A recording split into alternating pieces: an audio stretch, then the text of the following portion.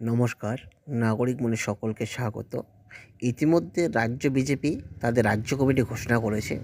সেই রাজ্য কমিটি নিয়ে এবার টিপ্পনী কাটলেন তৃণমূল নেতা তথা দলের মুখপাত্র কুণাল ঘোষ। তিনি লিখেছেন, যদিও আলাদা দল, আমরা বলার কেউ নই, তবু রাজ্য বিজেপির নতুন কমিটিতে উগ্র তৎকাল বক্তারা জায়গা পায়নি। ওদিকে মিঠুনদার অর্থাৎ মিঠুন চক্রবর্তীর ব্যক্তিগত সহায়ক, যে বিজেপির কোনো দায়িত্ব ছিল না, সেও সম্পাদক।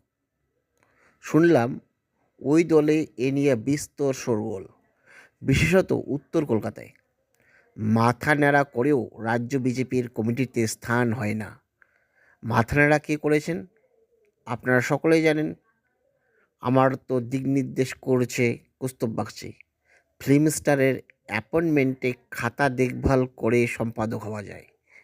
বহু দীর্ঘশ্বাসের খবর পেলাম, তাই এই পোস্ট।